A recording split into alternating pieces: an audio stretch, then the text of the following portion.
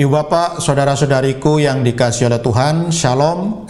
Selamat berjumpa kembali dalam Renungan Harian Katolik Paroki Tomang, Jakarta. Hari ini hari Senin, tanggal 22 Desember tahun 2025. Tema renungan kita hari ini adalah Syukur Sumber Cinta. Ibu Bapak, saudara-saudariku yang dikasihi oleh Tuhan, dalam Injil Lukas bab 1 ayat 46 sampai 56 yang dibacakan dalam perayaan Ekaristi hari ini, kita diperdengarkan sebuah peristiwa yang luar biasa, di mana dikisahkan Bunda Maria mengunjungi saudarinya Elizabeth yang sedang mengandung di usia kandungannya yang 6 bulan.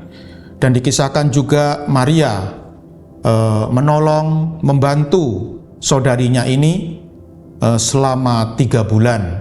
Sampai karena Elizabeth sudah mengandung 6 bulan, ya, lalu Bunda Maria merawatnya selama 3 bulan, ya berarti Bunda Maria merawat Elizabeth ini sampai anaknya lahir, ya, sampai tuntas, yaitu kelahiran keponakannya, Santo Yohanes Pembaptis.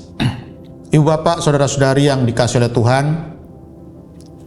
kalau kita merenungkan keputusan Maria untuk menolong saudarinya Elizabeth ini adalah sebuah tindakan yang sangat luar biasa. Mengapa luar biasa? Karena kita harus tahu bahwa Maria sendiri pada waktu itu dia sedang dalam kondisi mengandung, ya. Maria sendiri ketika dia merawat Elizabeth, dia sendiri dalam kondisi hamil, ya, kondisi mengandung putranya yang terkasih, Tuhan kita Yesus Kristus, ya. Jadi orang yang sedang dalam kondisi lemah menolong orang lain yang juga berada dalam kondisi yang lemah, ya. Nah, ini luar biasa, ya. Kalau orang dalam kondisi kuat menolong orang yang dalam kondisi lemah, nah itu biasa, ya. Tetapi Maria ini luar biasa. Ia menolong orang yang sedang mengalami kelemahan, sementara dia sendiri juga sedang mengalami kelemahan, ya. Orang yang sedang mengandung menolong orang yang sedang mengandung, luar biasa, ya.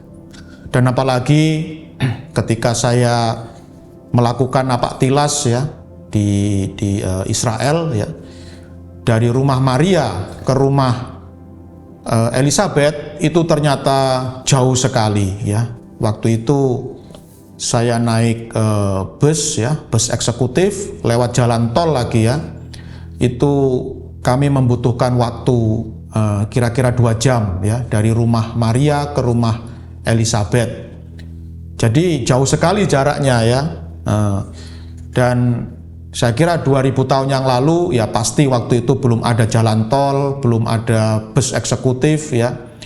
Paling mewah Maria pasti akan mengendarai keledai, ya, pasti ya naik keledai ke rumah Elizabeth, atau bahkan mungkin jalan kaki, ya. Dan dengan jarak yang demikian jauh, ya, 2 jam itu mungkin kalau sekarang itu mungkin Jakarta Subang mungkin, ya, 2 jam itu, ya, atau mungkin Jakarta Cirebon, ya, jauh sekali, ya. Tetapi Maria mau melakukannya, ya, dalam kondisi hamil lagi, dalam kondisi mengandung lagi. Maka kita pun boleh bertanya, ya, kita pun boleh merenungkan apa yang membuat Maria mau melakukan hal itu semua, ya, menolong orang lain yang lemah dengan kondisinya sendiri yang juga lemah, ya. Apa yang membuat Maria ini mau melakukan kebaikan seperti itu, ya? Dan jawabannya adalah karena hati Maria dipenuhi dengan rasa syukur, ya, rasa syukur yang tidak terhingga.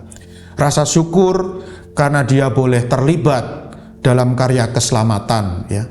Memang di satu sisi mengandung Yesus ini, mengandung bayi Yesus, itu adalah tugas yang tidak mudah, ya, tugas yang berat.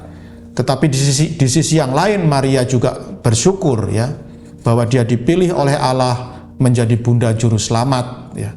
Karena dengan demikian dia boleh terlibat dalam karya keselamatan Allah. Itulah yang membuat hati Maria dipenuhi dengan rasa syukur yang meluap-luap, dan berangkat dari rasa syukur ini dia pun mampu mengekspresikan cintanya kepada sesama, terutama sesama yang sedang membutuhkan pertolongan, ya. Dan kita lihat Bapak Ibu Saudara-saudari dalam Injil Lukas bab 1 ayat 46 sampai 56 yang dibacakan dalam perayaan Ekaristi hari ini, kita bisa melihat sendiri luapan sukacita Maria, luapan hati Maria yang dipenuhi dengan sukacita. Itu tercermin dalam Kidung Maria, ya, dalam seruan Maria, atau yang seringkali disebut sebagai Kidung Maria, ya, yang setiap sore dinyanyikan oleh para biarawan-biarawati, ya, dalam ibadat sore, yang bunyinya luar biasa, ya. Jiwaku memuliakan Tuhan dan hatiku bergembira karena Allah juru selamatku, sebab ia telah memperhatikan kerendahan hambanya. Sesungguhnya mulai sekarang segala keturunan akan menyebut aku berbahagia, karena Yang Maha Kuasa telah melakukan perbuatan-perbuatan besar kepadaku, dan namanya adalah kudus. Rahmatnya turun-temurun atas orang yang takut akan Dia. Ya, kita bisa melihat betapa hati Maria dipenuhi dengan rasa syukur yang tak terhingga, ya, rasa syukur yang meluap-luap, menyadari bahwa Allah telah melakukan karya-karya besar di dalam hidupnya. Nah, Ibu Bapak Saudara-saudari yang dikasihi oleh Tuhan, saya yakin Bapak Ibu juga menyadari, ya, Bapak Ibu Saudara-saudari juga seperti Bunda Maria, ya, pasti juga menyadari bahwa Allah sudah seringkali melakukan karya-karya besar di dalam hidup kita, ya. Bahkan mungkin setiap hari, ya, Allah itu menyelenggarakan karya-karya besar di dalam hidup kita. Ya, satu karya besar Allah yang boleh sangat saya syukuri dalam hidup saya, ya, adalah bahwa saya dipilih menjadi seorang imam, ya, bahwa Allah berkenan memilih saya menjadi seorang gembala, menjadi seorang imam yang menggembalakan umat, ya, yang dipercayakan oleh Allah kepada saya, ya. Kalau sekarang, ya, saya oleh Tuhan dipercaya menggembalakan umat paroki Tomang, ya, atau Gereja Maria Bunda Karmel, yang umatnya sangat banyak, ya. Menurut sensus itu yang terdaftar 17.000, ya, 17.000 umat, dan saya dipercaya oleh Allah untuk menggembalakan umat paroki ini, ya, dipercaya menjadi seorang imam. Ini adalah, bagi saya adalah karya yang luar biasa dari Tuhan, ya, karya yang paling saya syukuri di dalam hidup saya, karya yang luar biasa besarnya, ya. Saya kira Bapak Ibu Saudara-saudari juga mengalami hal yang seperti ini, ya, mengalami betapa Allah telah membuat karya-karya besar di dalam hidup Anda, ya. Mungkin Tuhan tidak memanggil Anda menjadi romo, menjadi suster, ya, tapi, ya, memanggil jadi yang lain-lain, ya. Tapi itu juga karya besar juga, ya. Anda dipanggil menjadi dokter, Anda dipanggil menjadi tentara, polisi, guru, ya, menjadi direktur, mungkin, ya, direktur perusahaan, manajer, dan lain sebagainya, ya, karyawan swasta.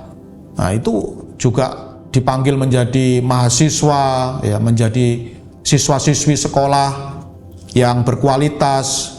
Nah, itu saya kira karya-karya besar Allah, ya, yang telah terselenggara di dalam hidup Anda, dan Anda patut untuk mensyukurinya, ya.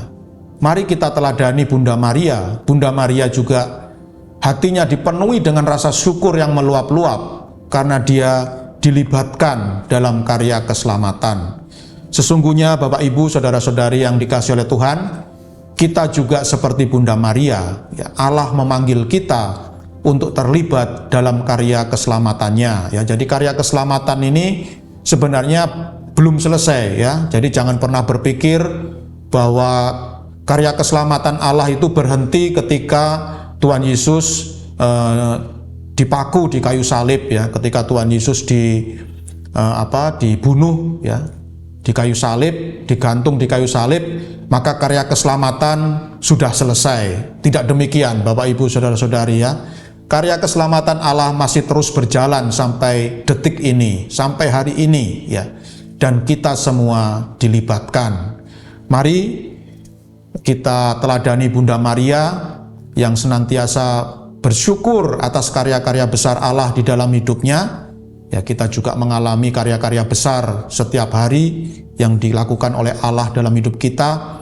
Mari kita diminta untuk terlibat dalam karya keselamatan Allah, maka mari kita juga harus menjadi saluran berkat Tuhan ya. Kita harus menjadi berkat bagi sesama kita.